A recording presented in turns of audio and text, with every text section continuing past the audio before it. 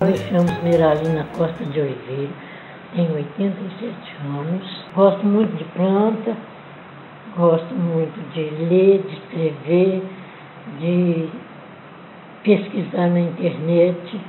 Eu sempre gostei, desde criança, eu gostava de pintar, de desenhar, gostava muito de ler, de escrever. Escondido do meu pai, que é meu filho, eu vou para a aula de pintura a pé na Praça da Estação. Foi escondido dele porque ele me dá o dinheiro da passagem, do táxi, só que eu gosto de ir a pé. Eu gosto muito de pintar a natureza, pássaros, árvores, assim, uma casinha num lugar deserto. Aos 79 anos de idade, eu resolvi estudar, voltar a estudar. Mas foi muito difícil, porque as pessoas parecem que não acreditavam em mim. Aí entrei num concurso de poesia, e com a poesia Paraquedas eu tirei o 5º lugar na poesia, terminei o 2º grau em 2005, tentei vestibular na Quinhar, não consegui, para artes plásticas.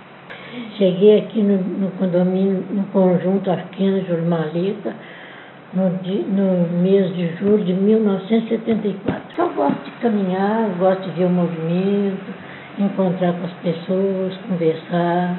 Fui faxineira, porteira, ascensorista, vigia. Fiz de tudo lá no comercial do edifício Santa Maria. E por esse motivo, eu procurei mudar aqui para o centro para ficar perto do serviço. Então, escreveu o livro Um Grão de Areia no Universo. É memórias, né?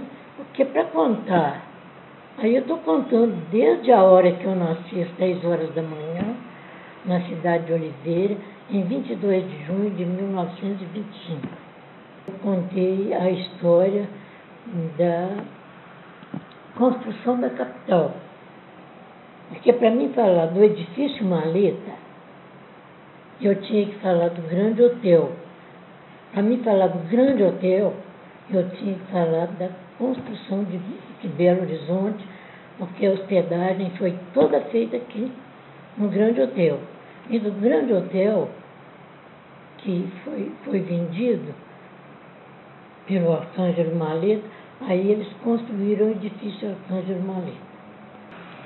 Eu tive 11 filhos, perdi 10, criei o 3º filho, agora com 66 anos, ele é advogado. Eu tenho bisnetos, eu tenho Yuri com 14, Gabriel com 12 e Giovana com 3 anos.